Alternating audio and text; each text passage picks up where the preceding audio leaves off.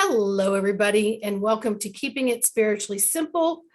I am your host, Sandra, and today we're just doing another segment on ordinary people experiencing extraordinary things, and then how do they incorporate extraordinary into their life. So today we are having our wonderful guest, sister of the Washingtonian area, Miss April Elias. Elias, yes. Elias, thank you. Sandra. I said that No like worries. 4 times, and I'm like, No worries. That was perfect. Thank you so Okay. much for having me. I was You're honored when you welcome. extended the invitation. You're welcome. So tell us a little bit about, how your life has been and what has brought you to this amazing work that you do. Sure. So I would say it was just a series of events that I didn't really realize how they were falling into place as they were happening until I looked back and kind of pieced things together. So I've always been aware that I've been tuned into something, didn't know exactly what it was, kind of scared me a little bit. So I'd constantly, would shut the door because I was like, oh, I don't want to see that. Oh, that might seem like too much for me. And I would just bury myself in distractions and keep myself busy with other things. And then I would say around 2016, it just got to be at a point to where I couldn't ignore it anymore, because life has just a way of like scooping you up. Like you're never left behind. You'll get scooped up in the next, cycle or whatever. And I experienced a few losses in my family. So my dad, who was only 62, passed away in 2016. And then 8 weeks later, my uncle, who was like a sibling, and at the time he was only 58, within 6 weeks of each other, they passed away. And then it was just like some huge wave of, I don't know what came over me. And I was just looking for ways to try to figure out what was happening, because what I was seeing, what I was hearing, what I was feeling. And I was just like super, super sensitive and actually felt like I was losing my mind. And then it took me a little while to figure it out, but it also helped me along on my own wellness journey, because, I had some health issues, not major, but, some GI stuff. And just by me starting to take matters in partnership with my doctor at the time, but also take matters kind of into my own hands and take a more natural approach. The natural approach was what worked. So I feel like there were these series of things that just kind of came up in my life, one after the other, to just kind of guide me along in this path and understand in a way that would make sense for me. And then it just all started flowing and coming into, kind of coming into balance and just more clarity and cohesion with everything that was happening. Yeah. So as you started feeling better, then, you expanded into some of your work that you do. Yes. So what led you down that path? Well, I feel like the first situation was I had one of those, I don't know if it's endoscopy or endoscopy, the tube down your throat. Yes.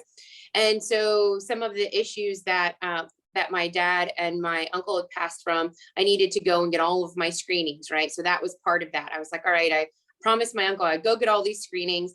And so what had happened from that particular point, I had a similar screening 2 or 3 years prior. And then when everyone just wasn't feeling well and not doing well, I started just taking some matters into my own hands, believing that I could heal myself and doing all of these things like without really any guidance.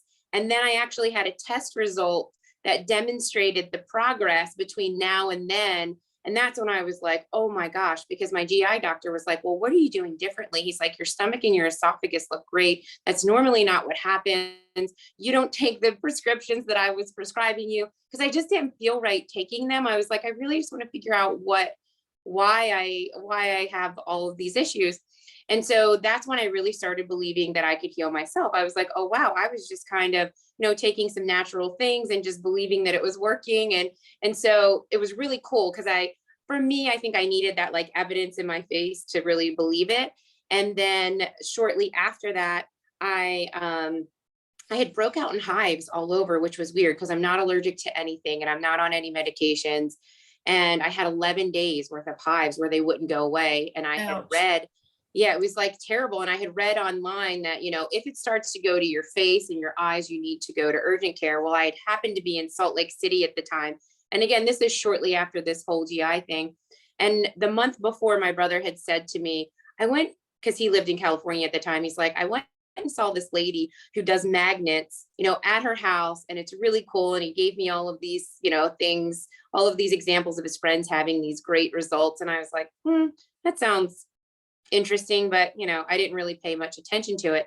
So when I had this 11 days of hives that were uncontrollably itchy and just crazy, very fiery, I went to the urgent care. They were trying to give me all these steroids. I didn't take the oral steroids. However, I was in so much pain, I let them do a shot, and that did nothing. Things just got worse.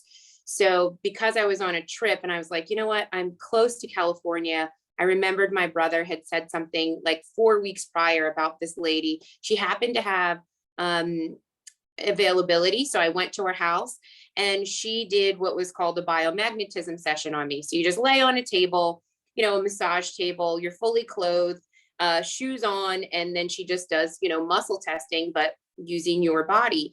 And so I don't speak Spanish fluently, but she did the whole session in Spanish.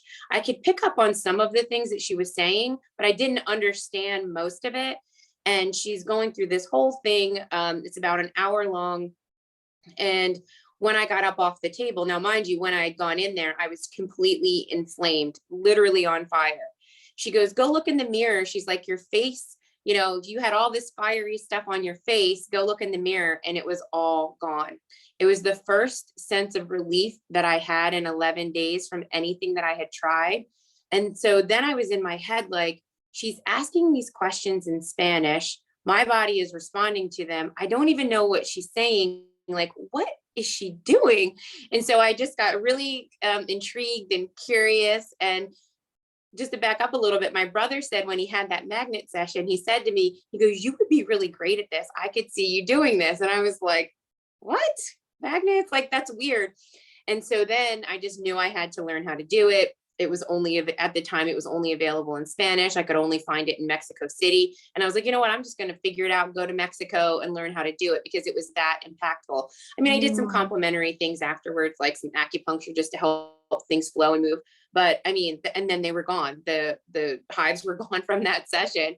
And I'm like, this is pretty magical. So then I started to learn how to do it. I found a course that was taught in English here, and it happened to be in New York, so I could drive there. It was really easy, and it happened to be the next week, right? So I was like, this is all meant to be. So yeah, it was just crazy. So that's how I really started like connecting with people and, just figuring out, that kind of how to work with, the invisible intelligence or, subconscious or higher self or whatever works for people to call it. And it was just really amazing, because I was like, I can ask things in my head, get responses from someone, and something's happening here. There's some type of energetic exchange, some communication is going on. And that's when I really started just believing that it was possible, and that I could do things like this, and people could do this for themselves as well. And just through sessions, it just, started like snowball. Then it was like, I felt like I was in the fast lane, and, I would say things. I'm like, I don't know where this came from. And I'd say a question and they're like, wow, well, that was my prayer last night. Or it's funny that you say that, or, and all of those things started piling up, and it was just kind of magical in a lot of ways. So, that's branched off into some other, healing modalities that I've explored, just kind of build on my field of reference. But those were the like most impactful, biggest moments that really kind of brought me here. Well, we know about the electromagnetics of the earth, right? Yeah. We don't see it. We know Right. it. There's scientific tests now that can, do their whole thing, but people don't think about that in their physical body or their energetic body. Then, and, when you were talking about, healer, heal thyself. And I got this thing of, she was releasing big time, because the integumentary system, which is your skin, is your largest breathing organ. And I call it the screen door. So, toxins can come out, nutrition can come in. It's this whole big exchange. And it's one of the first places we'll notice when something isn't in homeostasis within thyself. So, yeah. So when you were getting the hive things, I've had them once, and I know I was a child and I never want them again. It was terrible. You just can't, you're itching from the inside out, even though you can see a welt, but it's from the inside out. So you got yourself healed, you got your locomotive running, which opens pathways up to our whole guidance system. Yes. And synergistically, things just start to play off of that, which is like, how could this be? Like, I'm just finishing this, and then this opens up, and then this is nearby, and this opens up, and then I meet this person, and this conversation comes up. And yeah, it's such a high people need to be on. And that's what happens when you follow your intuitive self, the God self, right? Yes. Yeah. Yes. That pretty magical. You embody that. So after you got certified in that, you went on to do some other things, some other modalities. Can you tell us about that? Sure. So I went to some trainings and some classes on emotion code, body code, divine healing. So I did several levels of divine healing, some soul contract reading, classes that were within the same group as the divine healing. And what I found was I just had access to a lot of different perspectives and approaches. And it was like I took from it what I felt made sense for me, or to use on the behalf of someone else when I'm working with someone, and use to help kind of train them or show them how they can do this for themselves, so they're more empowered to go ahead and work on some things. Because typically what I liked about the divine healing is it's an empowering type of, empowering type of session, to where someone's learning during the session and you're learning some tools that you can take away and do yourself, right? And I encourage people to explore on their own, and just listen to the subtleties and to their guidance. It might seem insignificant, or it might seem kind of a low, it's super subtle, and it's easy to miss, right? It's easy to miss if you're not just kind of actively listening for things. And so I feel like out of all of those things, I don't necessarily follow a specific protocol or rules, because I feel if something's too rigid, it's not really all that natural. So I just go with what naturally feels right in that moment for that particular session or thing that we're trying to resolve or understand, turn it into wisdom. So I just kind of like pull on what's in my field of reference, or the additional guidance that I receive throughout that might not be anywhere else inside of my field of reference, outside of maybe a personal experience or something that I can closely connect to it. So I found the more I educated myself on different things or pursued, additional education, it's like, I don't know, just things start to come into play, and then you calibrate in a way that is unique for you. And so, it's just kind of like freestyling, and I'm not worried about, oh, I missed a step or I broke a rule, because I feel like if you're guided and it's more natural, just go with what feels appropriate. So that's kind of the style. Yeah. And I think, very similar with you and I and many other healing fields that we're in. We're here to not only, if someone initially comes to us because there's an issue going on, but we're here to empower them, to show them that they are capable of going in and having dialogue with their inner self and their higher self and join together. It's nice to have a lifelong client, but at the same time, we want to teach them to go within. And the other thing about, learning all of these things, we have what I want to call this like magical toolbox. And based on who's coming to us, there's this wide variety of things that we can reach to that tailor to what that person needs. And we're all learning so many different things that it's important to know that we're recreating it within what works for us and Mm-hmm. what might work for someone else. So following this, okay, well, I'm going to do this particular healing and it has the protocol, or this one. It's like, no, I think you need a little of this, a little of that. Oh, I think you need a little more direct this. You know what I mean? So you're Yes. customizing it for the highest outcome of the client. Mm-hmm. And that is what makes it unique. And all this additional schooling and studying and learning, we get addicted to it because we know we have so much more that we're learning. And as we're learning it, we're healing ourselves, right? Yes. We're introducing it to our own DNA. It matches our blueprint. And now we're sharing it with others. Mm-hmm. So I want to talk about the session we had. Yeah. So it's pretty wild. So, in the session, you had picked up on parasites. Mm-hmm. Now, let's just say I want to go back to maybe someone who's not quite as evolved as I am, but your first thought is, what? Parasite? Get the thing out of me. Well, wait a minute. I have just done different parasite cleansings that I've been called to over the past year to year and a half. These little buggers need to be gone. Yeah. And then I raise up to my more evolved self and I say, well, hold on a second. They may be gone, but they have energetic residue, right? Right. And then I'm thinking, okay, I don't need a parasite's personality left behind in this body. So I think we were working on it energetically. Mm-hmm. So for those who may come to you and while you're in the session doing what you're doing, how could you explain something like a phenomenon like that? Like, I've done all this cleansing and yet it comes up in my field. Sure.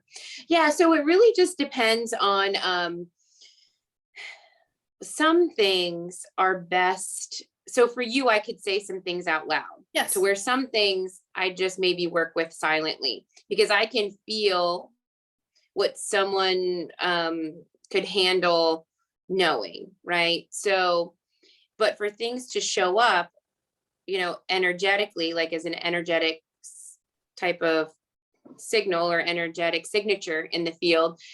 Typically, when you see a parasite, it's usually in resonance with something else. And if it's cleared out of the physical body and it's not cleared out of the energy body or the biofield, it's typically in symbiosis or resonance with something else because it needs something to feed off of each.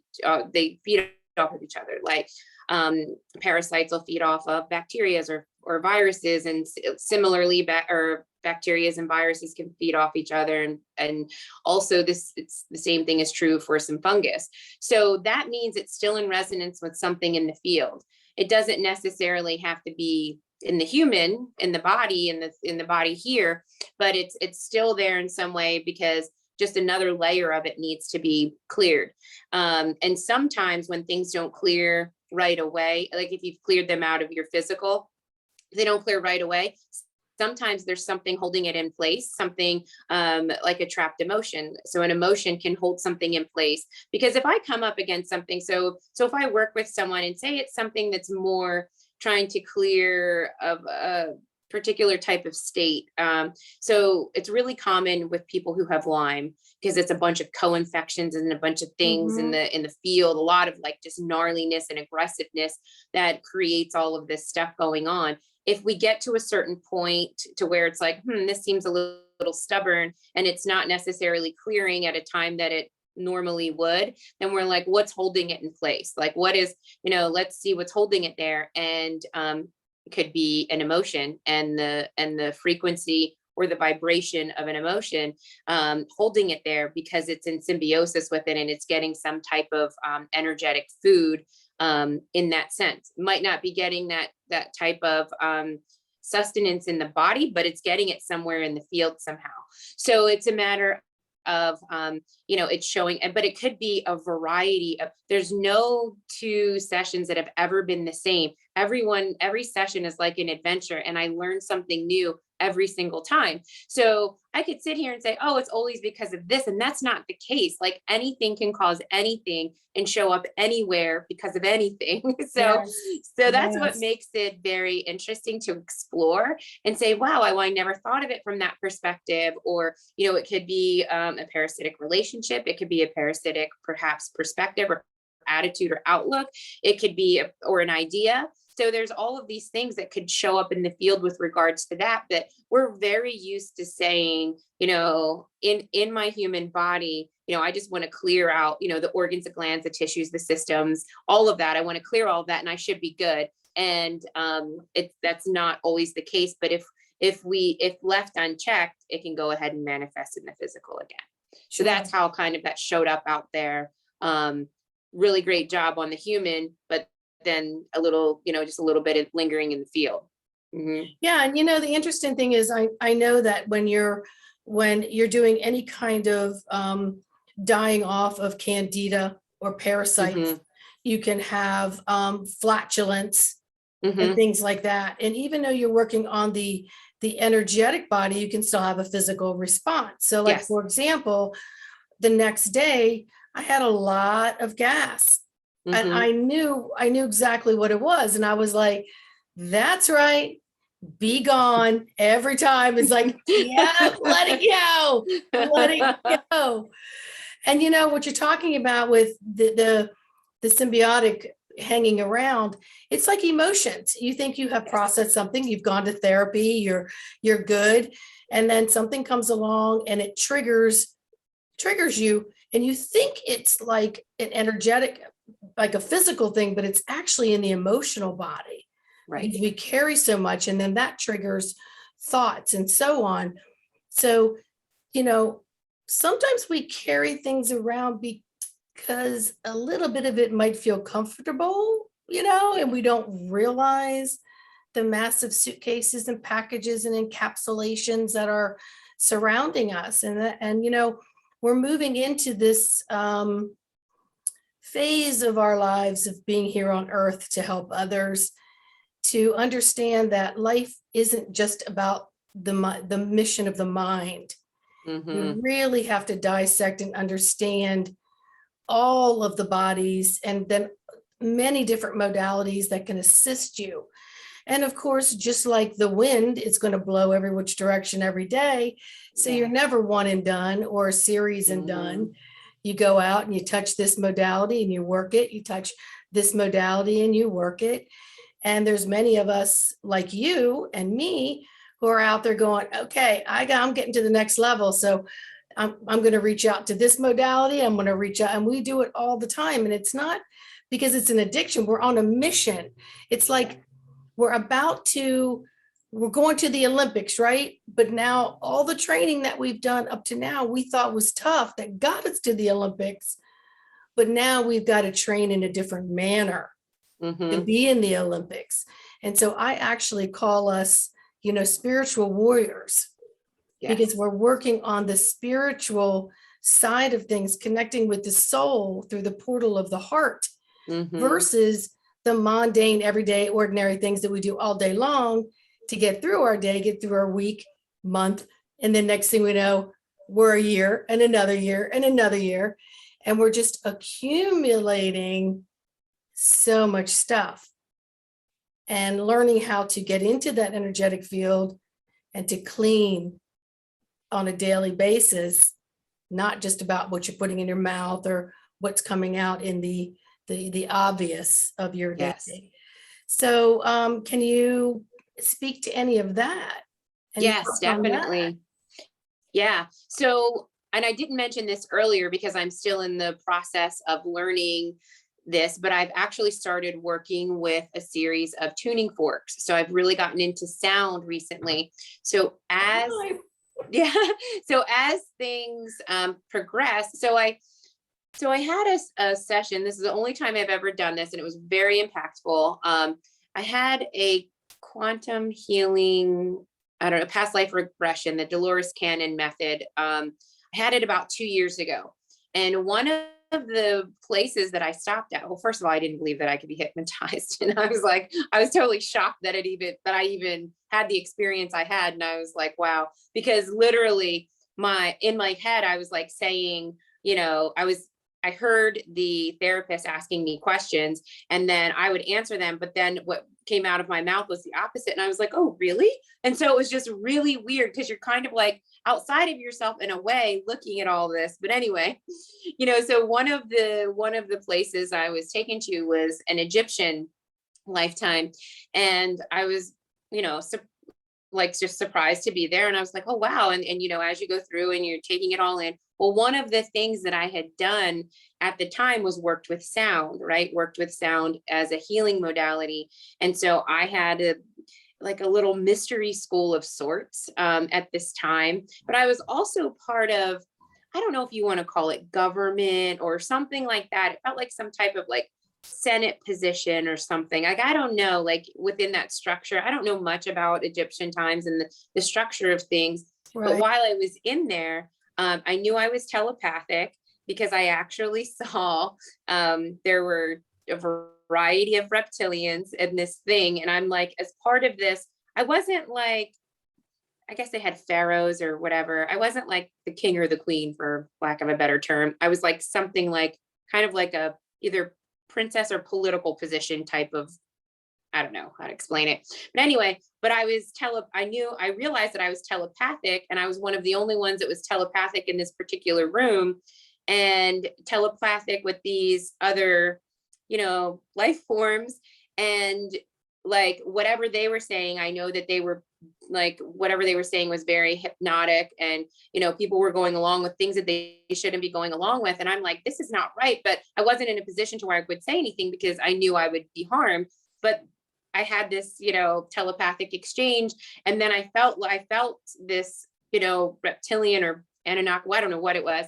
And like starting to figure out like what I was doing. And so I like had to shut that down. And then I saw myself, and I felt like I had failed in that particular setting because it was like my efforts were, just kind of futile, right? It was like whatever I was doing didn't have a big enough impact, didn't save enough people. We experienced this huge, heavy, like, I don't know, like mind control, I guess is the best way to say it at this particular time.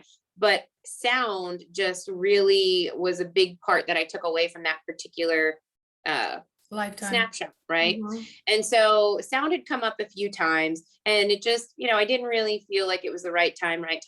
Well, a couple months ago, I don't know, about 3 months ago, it felt like the perfect time because I can hear, like, I'll hear, like, I have a good ear for, like, if someone has an accent, or I'm really good at guessing voices in movies. Like, if it's an animated movie, like, instantly I'll guess who is. And so I just have a really good ear for that. And then it's also a sense that's turned on for me. Like, I'll hear things. I mean, it's just little snippets. It's not like big stories, but I'll hear things.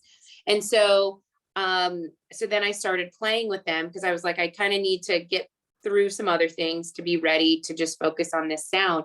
And so it's very interesting because I feel like as long as you don't overwhelm yourself with too many things at once, you can really just kind of, tune into it, right? You're tuning forks, you can tune into it, but there's a lot of information to access via sound. So we access a lot in some other modalities. And I'm not saying everyone has to do all of the things. That's just, some people are doing very well with whatever works for them. But for me, I do feel like my next step is sound, right? And just in a more, because it just seems, you can hear, just like I could ask a question and get a yes, no answer about or I'll feel someone's, because I had to work on, recognizing it and not registering someone's stuff in my body. Because things would linger and I'm like, what the heck is going on? Yeah, so you gotta learn that.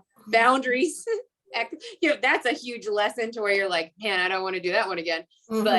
But it's so 60 to 90 seconds, I'll feel someone's emotion and I'll know what it is, right? It just doesn't always happen that way. Just kind of however it shows up, it shows up. But sound, I feel like I'm really in a good place to learn sound and listen to it in the field and listen to, perhaps the growls or the static or the low or the, or I feel like it's, so when I hear things, sometimes it's like far away or super fast. It's like super fast. And I'm like, oh, slow down. I can't hear that. But I feel like when I'm in the field working with forks or sound, because we kind of like auto tune ourselves with frequency sometimes, I feel like it clears out the noise so I can hear a little bit more. It's a little bit more coherent and clear for me to hear. And I'm like, it's just fun. And I'm having fun with that. So I'm in the sound, riding waves of sound at the moment. Well, Yeah. everything's a frequency. Yeah. And, we're walking frequencies and we harmonize with different ones, and other ones can pluck a nerve. There's all kinds of Yes. things. And I'm really glad to hear you had a profound experience with it, with the past life regression and the beyond quantum healing. I also have had that, so much so that I went and got certified in all of it so that I can incorporate it in everything that I do.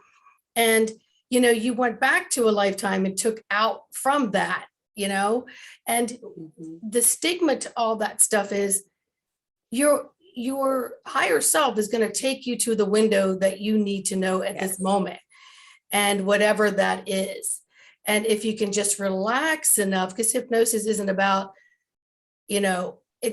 it's just being in a deep, relaxed state so your true self can step forward, right? Mm-hmm. And so your auto mind is dimmed to the point where your, what I want to call your brain bouncer, is taking a break and is letting you access, all this amazing information that you have that you may not use on a daily basis. So it can help you tap into your energy fields and understand what's happening and guide you to what it is that you need next. Yes. To help you get to the next step. Yeah, definitely. And we're all learning. We're all the student. We're all learning. It doesn't matter when you get your aha moment or your wake up call, because there's many more to come. Yes. As long as you just take the step in recognizing something extraordinary just occurred out of the ordinary. And how do I just, it had this interesting feeling to it, good, bad, or indifferent, but how do I explore that? And then get to a better level so that I can be more successful in my God self, not just my human running around making money to pay bills all day long, And then, of course, we have prime example with holidays right now because everybody's under it. But it's just like anything else. I mean, there was a time when massage wasn't accepted. Now everybody gets massages. Everybody goes out and gets energy work done. There was a time when therapy was taboo. But, each person that had the courage to step forward into something that maybe wasn't mainstream, I have to applaud them. But we're becoming a little more mainstream, and there's so much more information to be brought forward and created into modalities and information to help heal people. And that's what you're doing. I felt amazing after our session. And like you said, some people you can't talk. Me, I'm evolved enough where information, it can come in and I know what to do with it. But that took me years to get there. Took me years of trusting and working, on myself. And the key word there is trusting. Completely trusting. Well, is there anything else you would like to share with our audience today? Just that I would, if anyone is, considering or new to it or considering exploring further, or, well, actually, let me back up a little bit. There's been a few times where I've almost quit. And because I felt discouraged or because I felt afraid. So I would say the first time I almost quit was about 6 weeks into biomagnetism, which was the magnets. I started hearing, from, loved ones on the other side, and I got really freaked out. And I knew I would hear that. So that's why I avoided things like my whole life. I will say I wish I would have not been so afraid, because everything that I've been afraid of, that I said, you know what, I'm just going to go ahead and go through it, has been so much easier to go through than to resist. So if anybody's in that spot to where they're like, that's just a little too scary, that's a little too weird, I don't believe, in my experience, that I had anything handed to me that I couldn't handle. Now after that, I did have another experience where it does feel, it can, and I don't say this to create any fear, but it can feel a little, I think it's kind of like the lessons in discernment I was afraid of, but they're necessary. And as soon as you're able to just kind of neutralize those and see what they are, they almost like dissolve, right? And you're like, oh, I know what that is. And oh, I know what, and not to minimize it, because it's not to be minimized, but it's just a different perspective. Or there's been times to where I've been like, did I lose my touch? Did I lose my abilities? And no, you haven't, or at least I haven't. I just feel like perhaps, maybe there was a little work that I needed to do on myself. So I would say, continue to pursue, but the more that you, like, for instance, muscle testing, when I wanted to use my body, like my hands or my fingers or different, to muscle test on myself, I was trying so hard for like 3 months to be like, instead of using someone else's body to get responses, I want to use my own body to get my own responses. I tried so hard for 3 months and it wasn't working. And it was because I was doubting myself, and because I was constantly asking the same question over and over again. And as soon as I was like, I let go of any attachment, I was like, I'm never going to get it, forget it. Next time I tried, it picked up. And then I felt like, I was like, oh, it's because I have to let go of the attachment to the outcome. Like I have to let it, and you will know that. And sometimes it's hard to do that. But if you're just patient and really just let go of any attachments to outcome, it might take a little work, but it's so worth it. And you only grow as a result of that. But those are probably the biggest things, because I was like, this is too much, or I can't do this. And you totally can. You just have to be patient and curious. And Well, as a practitioner, I mean, we plateau once in a while, and really in that plateauing, it's everything integrating, and it's something else is coming in and something else is being shifted. So you just have to go into that inner trusting. And it's the same thing with the clients. They're going to get to a certain point, and then it's going to be like, I don't really feel anything, even though so much is still happening. Sure. It's time to integrate. And then to your point of, getting through the fear and things like that, I think there's still a stigmatism and fear of opening up closet doors and attics and basements and bringing up your shiat. You know what I mean? Mm-hmm. People are like, that's going to take time. That's too much work. I don't have time, to go through all that. And then next thing you know, you're piling more and more things on there, and a decade goes by, and it's harder to go through and sort those.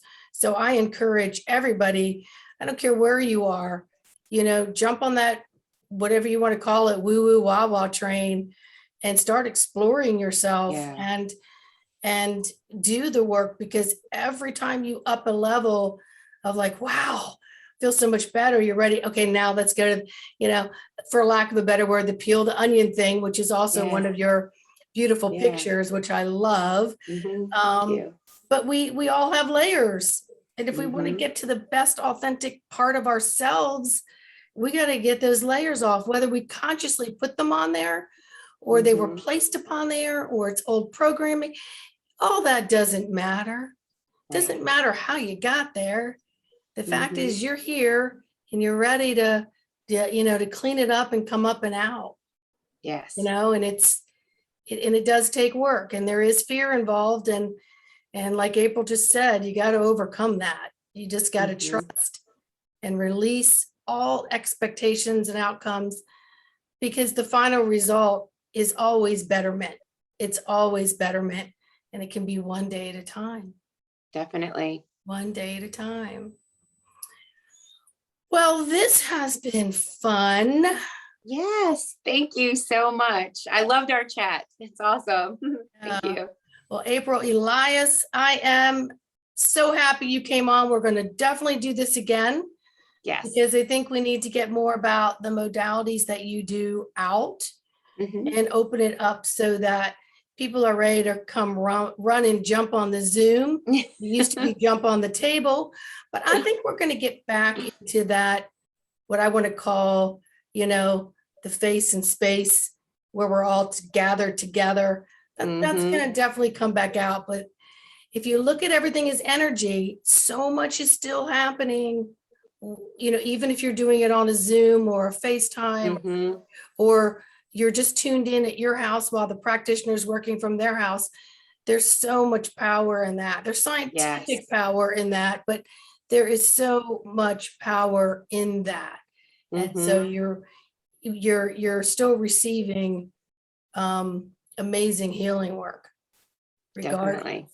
So Yeah. I'll put your links in the description, but Great. if you would like to tell our audience, where to find you. Sure. I have a website. It's just my name, first last name.com. So it's aprilelias.com. And it just has, kind of like a bio and an overview of some of the services and some of the things that you can work on and explore. And again, like I said, it's always an empowering type of session because you'll walk away with tools that are simple. Like the idea is, and that's why I love your keep it spiritually simple in the background there, Sandra, Oh, because it's got to be simple, like kindergarten simple. And it really is. It's so powerful. it has to be simple because you have to incorporate it in your day or you're not going to Mhm. do it. You're set yourself That's right. for failure. That's Totally. right. And then you just don't go back to it because it takes too much time. And I know when I decided to take a leap of faith and begin to do this more than anything else, I went back in one of my old journals and I saw where I was like, keep it simple, Sandy. And then it was like, keep it spiritually simple. And I was like, I'm a realist. So it has to be in the reality of which and where you're living and residing Yes. in that moment of that day. And how can you quickly align without spending an hour or half an hour, which you may not have a non-interrupted time to do, That's right. All right. Well, thank you for joining us today, Miss April. And thank you, you. everyone. And we will see you on the next video. All right. Thank you. Bye-bye.